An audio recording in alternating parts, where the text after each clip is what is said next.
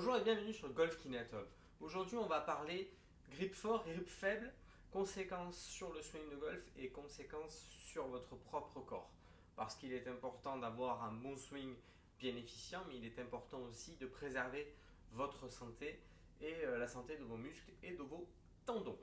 Si tout cela vous intéresse, vous pouvez cliquer dans un lien qui est dans la description.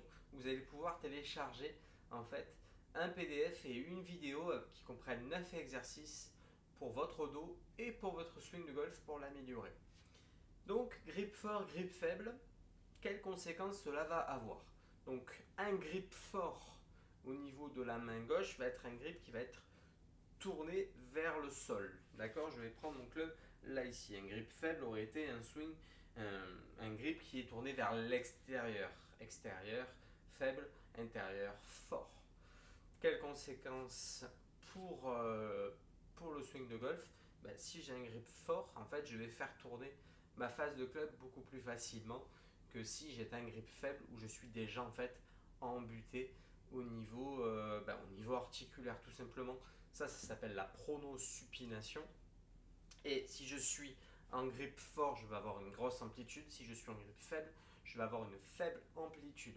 Donc en fait, c'est ce qui va faire que ma tête de club va tourner dans la zone d'impact. Ça va être la même chose pour mon bras droit. Donc je parle toujours pour un droitier. Mon bras droit, par contre, mon grip fort va être tourné vers le sol. C'est l'inverse du bras gauche. Et donc dans ma zone d'impact, va faire énormément tourner ma face de club. Donc je vais pouvoir envoyer ma balle à gauche ou alors sur une autre trajectoire suivant mon chemin de club. Et un grip faible va être tourné donc vers le sol. Et là j'aurai beaucoup moins d'amplitude pour faire pivoter ma face. Et ça va du coup pouvoir occasionner un slice. Donc en gros, grip faible, je vais avoir tendance à envoyer ma balle à droite, pour un droitier toujours. Grip fort, en général, elle va partir plutôt à gauche. Mais après, c'est que des généralités parce qu'il faut voir le chemin de club s'il est extérieur-intérieur ou intérieur-extérieur. Quelles conséquences sur le swing? En fait, si j'ai donc un grip fort des deux mains, ce qui est assez rare, tout simplement, je vais avoir une surcharge de travail de mes muscles de l'avant-bras qui ne devraient pas travailler autant puisque je suis en grip fort. Et sur mon bras gauche, qu'est-ce que ça va pouvoir occasionner? Des tendinopathies au niveau du coude, donc sur le dessus. Donc là, on va appeler ça un tennis elbow. Pourquoi? Parce que ça va être un mouvement d'ouverture et ça va faire travailler donc tous ces muscles-là et tirer sur ce tendon qui est là ici. Un grip faible au niveau du bras gauche n'aura pas de conséquences sur vos tendons. Un grip fort à droite va avoir l'effet sur les muscles opposés.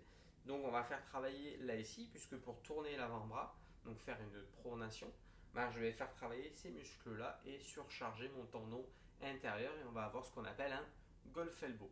Donc il y a certains styles de swing qui vont adopter en fait un grip fort à gauche et un grip faible à droite pour un petit peu compenser. Là, vous regardez, vous allez avoir préférentiellement des tennis elbow.